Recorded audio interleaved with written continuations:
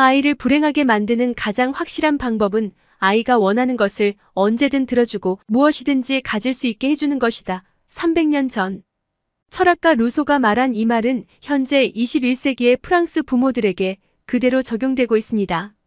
몇 년 전까지만 해도 프랑스에서는 아이가 말을 듣지 않으면 뺨을 때리는 부모들을 쉽게 볼 수 있었습니다. 그래서 프랑스인들의 엄격한 훈육 방식은 우리 눈에는 다소 과하게 보여지기도 합니다. 때로는 아동학대가 아니냐는 논쟁이 붙기도 할 정도죠. 여기 프랑스인 올리비아 씨도 그렇게 자신의 딸을 길러왔는데요. 그런 올리비아 씨는 자녀와의 갈등으로 스트레스성 원형 탈모까지 왔다고 하네요. 그런 그녀가 한국에서 온 인생의 구원자를 만났다는데 과연 어떤 사연이 있는 것일까요? 세상의 다양한 이야기, 감동 돋보기입니다. 안녕하세요. 저는 프랑스에 살고 있는 올리비아라고 합니다. 저에게는 소중한 딸이 있는데요. 모든 부모가 그러하듯이 자신의 그 무엇보다도 소중한 존재가 자식이라고 생각합니다. 그런 자식을 위해서라면 목숨도 아깝지 않은 게 부모죠. 그렇지만 그런 사랑하는 마음과 별개로 기본적으로 저를 비롯한 프랑스인들은 아이를 훈육이 필요한 존재라고 생각합니다. 아이들은 크면서 모두 거절과 좌절을 경험하게 됩니다. 그러나 거절에 익숙하지 않은 아이는 평소와 다르게 엄마가 거절하게 되면 충족되지 못한 욕망보다 거절당했다는 사실이 익숙치 않기 때문에 당황하게 됩니다. 그래서 어린 시절 자연스럽게 거절과 좌절을 경험해야 한다고 믿죠. 프랑스의 아이가 있는 가정에서 가장 모욕적인 말은 댁의 아이는 앙팡누아로군요 라는 말입니다. 불어로는 왕아이라는 뜻으로 가족 안에서 왕처럼 군림하는 아이, 즉 버릇없는 아이를 말합니다. 미국식 육아는 아이를 혼내거나 윽박지르는 것이 아이의 길을 꺾고 창의성을 깎아내릴 수 있다고 걱정합니다. 하지만 프랑스 육아에서는 가족들 모두가 아이를 중심으로 생활해서는 아이가 절대로 행복해질 수 없다고 믿습니다.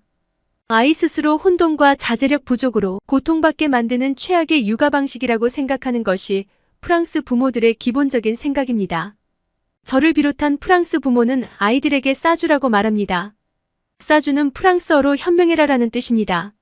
세상은 혼자 살아가는 게 아니라 모두 함께 사는 곳이기 때문에 해서는 안 되는 것들이 있다는 걸 이해하고 받아들여라.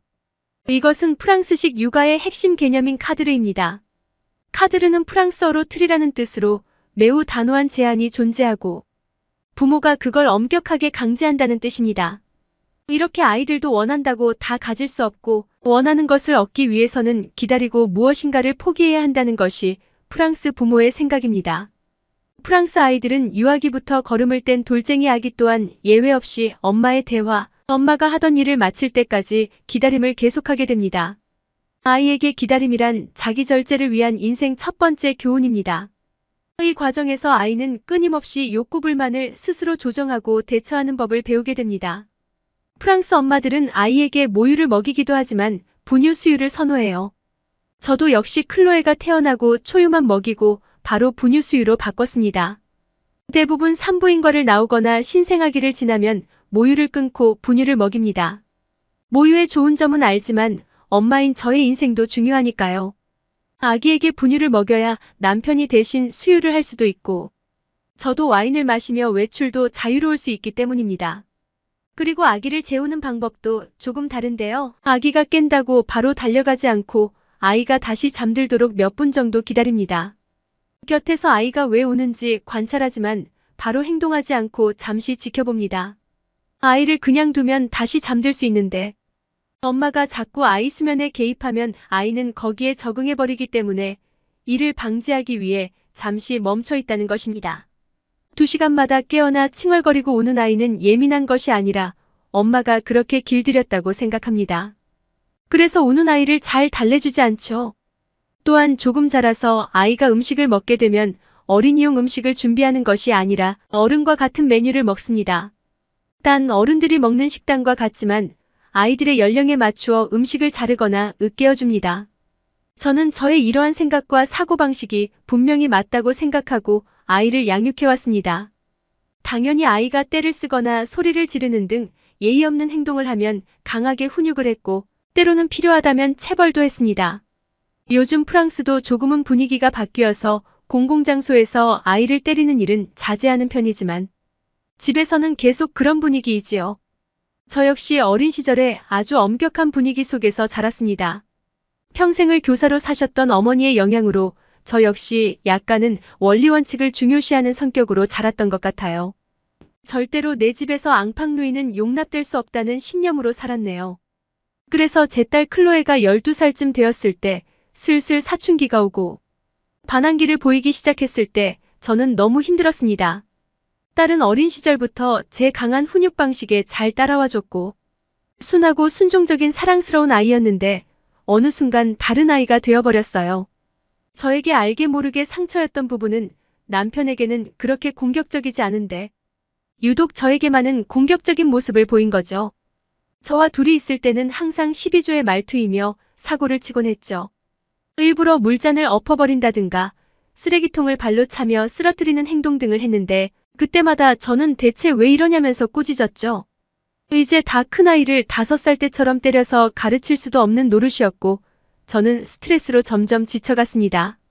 그렇게 몇 달이 지나가니 저에게는 그만 스트레스성 원형 탈모가 찾아왔어요. 제 목숨과 바꿔도 아깝지 않은 딸이었는데 어느 순간 저를 가장 힘들게 하는 존재가 되어버리다니. 저는 딸과의 관계 개선을 위해 무엇이라도 해야 했습니다. 지푸라기라도 잡는 심정이었지요. 그 무렵 클로에는 한국 어느 아이돌 그룹에 푹 빠져 있었습니다. 클로에의 방에 가면 늘 그들의 노래가 나오고 어느 순간 유튜브로 한국 드라마도 보고 한글도 공부하더군요. 그러다가 클로에가 아빠에게 말하길 한국어를 제대로 배워보고 싶다고 했다네요. 남편도 힘들어하는 저희 모녀 사이에서 관계 개선을 위한 여러 방법을 찾고 있었는데 남편이 제게 한 가지 제안을 했어요.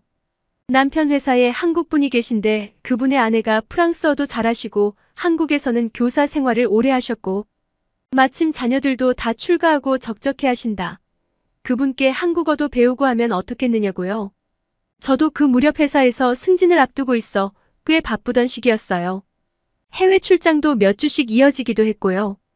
그래서 저는 그 중년의 한국 여성이 클로에의 가정교사처럼 한국어도 가르쳐주고 아이의 식사도 챙겨주며 돌봐주는 것을 허락했습니다. 그리고 저와 클로에도 좀 떨어져서 시간을 보내는 것이 저의 스트레스성 탈모에도 더 나은 선택일 것 같았고요. 그렇게 마담 순자가 저희 집에 오게 되었는데 한눈에 봐도 그녀는 참 따뜻한 분위기를 풍겼습니다. 푸근한 인상과 온화한 미소가 매력적인 부인에게는 처음부터 신뢰가 갔어요. 그런데 문제는 저의 딸 클로에였습니다. 사춘기 소녀 특유의 반항심으로 클로에는 자기가 한국어를 배우고 싶은 건 맞지만 한국 할머니에게 보살핌을 받고 싶은 건 아니다. 내가 어린애도 아니고 보모는 필요 없다며 거부하더라고요. 그때 약간 갈등이 생겼지만 남편은 저에게 마담에게 맡기고 출장을 다녀오라고 하더라고요. 그렇게 저는 일주일간 집을 비웠습니다. 그리고 저는 돌아올 때쯤 클로에가 마담과 환하게 웃으면서 찍은 셀카를 휴대폰 메시지로 받았습니다. 저는 딸 아이의 모습을 보면서 안심이 되면서도 한편으론 마음이 복잡해졌습니다. 남편과도 잘 지내고 심지어 만난 지 얼마 안 된 외국 여성과도 잘 지내면서 평생을 함께 살아온 저하고만 유일하게 못 지내는 이유를 이해할 수 없었죠. 프랑스에 돌아와서 슬픔에 잠긴 저는 자연스럽게 마담에게 제 심정을 하소연하기 시작했습니다. 마담, 대체 뭐가 문제인지 모르겠어요. 모두와 잘 지내면서 왜 저에게만 나를 세우는 걸까요? 너무 속상해요. 저의 말을 묵묵히 듣고 있던 마담은 제게 조심스럽게 이야기를 꺼냈어요. 처음 만난 클로에는 사춘기 소녀 특유의 반항기를 풍기며 날카로웠다고 말했습니다. 밥을 먹으라고 아무리 불러도 계속 들은 척도 하지 않았다는데 저하고도 흔하게 있는 일이었죠. 사춘기가 온 클로에는 저와 식사를 거의 하지 않았어요. 저도 아이와의 기싸움에서 지지 않으려고 한번 이야기하고 아이가 먹지 않으면 바로 먹을 것을 다 치워버렸습니다. 그렇게 단호하게 해야 버릇을 잡는다고 생각했어요. 하지만 마담의 방법은 조금 달랐는데요. 일부러 불고기를 맛있는 냄새를 풍기며 요리하면서 혼자 먹는 모습을 보여줬죠. 마담은 클로에가 방문을 열고 몰래 쳐다보는 시선을 느꼈지만 무시했다고 합니다. 그리고는 일부러 남은 음식을 식탁에 차려놓으셨죠. 배도 고팠고 호기심도 잃었던 클로에가 몰래 음식을 먹다 마담과 마주친 거죠. 마담은 편하게 앉아서 먹자. 그리고 불고기는 따뜻하게 먹어야 제맛이야 라고 웃으면서 말했고 그때 처음으로 제대로 된 대화를 나눴다고 해요. 식사를 끝낸 뒤에도 마담은 일부러 클로에가 뭘 하든 신경을 쓰지 않는 것처럼 행동하며 자기 할 일을 하셨습니다. 실제로는 클로에를 다 지켜보고 있었지만 일부러 그런 척 하셨죠. 그러면서 올 때마다 클로에가 열심히 보고 있는 한국 드라마에서 나오는 한국 음식들을 해주기 시작하신 거죠. 클로에는 못 이기는 척 다가와서 음식을 먹고요. 그렇게 3일째 아침이 되자 클로에가 마담에게 혹시 김밥을 만들어줄 수 있냐고 물었다네요. 마담은 웃으면서 그럼 당연하지, 먹고 싶은 음식은 얼마든지 언제든지 너를 위해 만들어줄 수 있어. 성장기 아이들은 밥을 잘 먹어야 해. 뭐든 먹고 싶은 게 있으면 이야기하라고 대답해주며 함께 김밥을 만들었다고 해요. 김밥을 만들면서 마담은 자연스럽게 클로에와 대화를 했는데 딸은 마담에게 한국 엄마들은 항상 아이들이 좋아하고 원하는 것을 이렇게 요리해주나요?